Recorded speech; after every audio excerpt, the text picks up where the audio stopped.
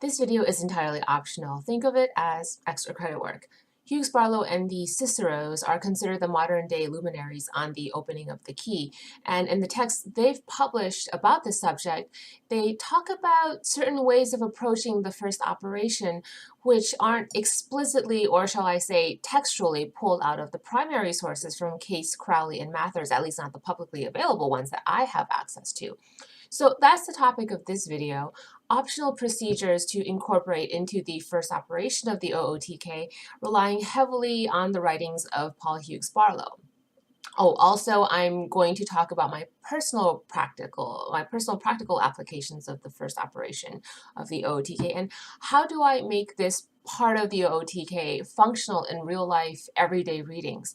I want to talk about how I incorporate the traditional instruction into something that makes sense and is practical to a 21st century tarot reader. So let's talk about that as well. Please start by following along on page 22. Earlier, when we performed the first operation, once we opened the four worlds and located the card piles of our significator, we proceeded with what I refer to as the textbook instruction on the first operation, pulled from the cited Case, Crowley, and Mathers texts. But as anyone who has read those texts know, their instructions are pretty bare bones and not the easiest ones to follow. So modern-day practitioners have interpreted that bare bones text in many different ways. How I interpret it is in my Holistic Tarot book, and that's not what we're going to talk about today. Instead, let's talk about the masters. What this video lecture covers isn't in Holistic Tarot. Instead, you'll have to get the Hughes, Barlow, and Cicero texts, which I strongly recommend. Okay, now let's proceed with the first operation as before. Shuffle your cards again. We're performing the first operation one more time, but this time just to practice some of these optional procedures. After opening the four worlds, you read the topmost card of the pile your significator was located in, and this topmost card gives you a thesis statement expressing what's going on in this particular area of the seeker's life. In this example, the significator is the King of Pentacles, and he appears in the card pile corresponding with air. It's going to be his external plane that we examine in this divination, his relation to community, his public persona. And we see that the topmost card of the air pile is the Seven of Pentacles. That's the card we'll want to interpret for the overarching thesis of this area of his life. Next, tally up the total number of cards in that card pile. You'll want to read the numerological significance of that tally. Also, does that tally correspond with a key number from the major arcana? In this example with the King of Pentacles, I counted 18 cards total. That corresponds with key 18 in the majors. Key 18 is the moon. So the numerology here has invoked the moon card. I'll want to read the themes from that moon into this operation. What is at the center of the string of cards will shed light on a pivotal point in the seeker's life path relating to that corresponding area of life. Mathematically, an odd total will yield one card for the center, and an even total will yield a pair of cards. Here, my result yielded a pair. Also, scan through the entire string of cards in the pile for all majors. Reading all the majors in totality will shed light on major external forces at play affecting this area of life. Then scan through the string of cards to assess the minors. I'll scan first for wands, then for cups, then swords, then pentacles, and tally the number of cards from each suit. Read the cards from the suit with the highest total. Here in this example, there were exactly 3 cards balanced from each of the 4 suits, so I did 4 separate 3-card readings out of the minor arcana. Scan the string yet again for court cards. In this particular reading approach, courts will represent people, voices, personalities, or relevant character traits. The courts here are the characters in the theater of the seeker's life. But take care, those characters could be other folks, or it could be masks that the seeker himself is wearing. If there are pairs, 3 of a kinds, or 4 of a kinds in the string of cards, then those are notable as well.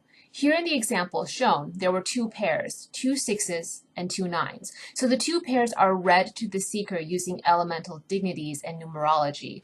Double 6s in a reading can indicate great balance and harmony of body, mind, and spirit, which is interesting in this example given the exact balance of 3s in all 4 suits, if you recall earlier. So there's really great synchronicity here. Double 9s can indicate change coming for the better. 3s and 4s of a kind are always worth noting in a tarot spread. For example, 3/8 can signal a road trip. 4/8 signal gossip. 3/3 are a warning of deceit. 3/7 show an alliance, and so on and so on. Finally, scan the entire string for reversed cards, if and only if you read with reversals. Here, the totality of reversed cards indicate untapped potential, what the seeker possesses within but is not utilizing toward greater empowerment. At this time, please read the text on page 23. Pause the video lecture to do so before continuing. Okay, in your hands right now, you should be holding just the card pile that your significator card was in. Place them into the circle again, preparing for card counting as you had done before. Now, perform the card counting procedure, marking the counted cards.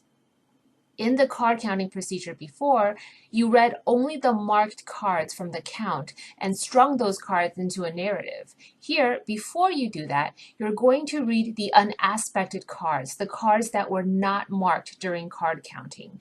These unmarked cards, the remaining cards in the circle after the count, are like putting on eyeglasses because you don't have 20/20 eyesight.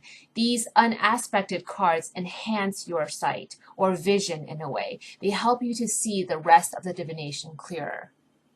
In this procedure, assuming this will be the end of any further sub-procedures in the first operation, we're going to be forming the cards into 3 pillars. We're also going to be setting aside the major arcana cards and focusing only on the minors.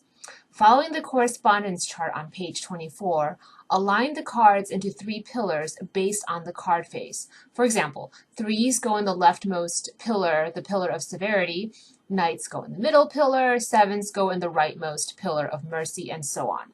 Here I'm just using 3 stones to help me keep my pillars aligned. There's really nothing magical about the stones here, so don't fret about it if you don't have stones. When you're done, tally up the number of cards in each pillar to see which pillar is dominant and which is lacking. This will help you understand the nature and essence of forces at play affecting the seeker's narrative in this corresponding area of life. In my example, the middle pillar was dominant, which shows harmony and strong presence of mind. Note the synchronicity again with the themes of balance and harmony that arose in earlier procedures of this same first operation reading. If you're wondering whether to include the significator card in your tallies for this procedure, again, recall our earlier discussion about the distinctions and metaphysical implications of including the significator and not including. Those theories and principles apply here as well. Now we're going to filter the string of cards through the Kabbalistic 3 triangles. Read page 25 in your workbook before continuing. Again, now the cards are going to be in a bit of disarray, out of order, but that's because officially, in a sense, the first operation is over. These 2 Kabbalistic procedures, the 3 pillars and here the 3 triangles, are just filtering the reading results through these esoteric lenses for more refined information before moving on to the second operation.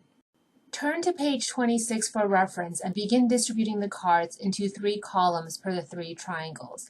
Again, set aside the majors. We're focusing only on the minors. Why? In the integrated studies of the Kabbalistic Tree of Life and Tarot, the major arcana correspond with the pathways between the 10 Sephiroth, while the 3 pillars and 3 triangles analysis are specifically assessing just those 10 Sephiroth, where the minor arcana reside. That's why here we're only looking at the minor arcana. Okay, so let's talk about how I incorporate the first operation into my personal tarot practice. After selecting a significator card based on the seeker's sun sign, in this example it'll be the King of Pentacles, I perform the opening of the 4 worlds, cutting the piles. I'll then talk about the implications of the card pile that the significator is in. Then I read the topmost card of that card pile for further information. Any other card piles preceding the one with the significator where we can see the topmost card, I may read those cards as well. Then I proceed with card counting. Then I pull out the marked cards in the order they appear around the circle from the significator and read the narrative of cards. I pair off the cards and read for elemental dignities, and the nonlinearity here often exposes repeated themes or repeating mistakes in the seeker's life, which I may raise. I'll reserve the unaspected cards, and here at the close, I'll ask the seeker if he or she has any questions. Anything related to work, I look at the unaspected fire cards. Relationship questions are read out of the unaspected water. Money or business questions, unaspected earth. And that's it. Such a reading takes about 30 minutes, start to finish. For what tarot grandmaster Christiana Gaudet has called cattle calls, where a reader sits in a public place and does back-to-back 10 to 15-minute readings, where the visible line of seekers is pressuring you to shuffle and talk faster, here's what I do. I have the client shuffle the deck, cut once, I shuffle and cut, they shuffle once more, and I have them cut the piles into the 4 worlds, instructing them on how exactly to do it: fire to air to water, air to earth. I also then tell them if they're right-handed to use the left to cut, if they're left-handed to use the right to cut. We then open the 4 worlds and I start the search for the significator card. Once the significator card is located, here I'm using the King of Pentacles again, I perform card counting, but not in a circle, only until the end of the line. This dramatically decreases the number of selected cards from the count, so I'm not doing a 10-card reading, if you know what I mean. I then read the selected cards, never more than 5, and that's it. Quickie cattle call readings with the opening of the key. Who knew?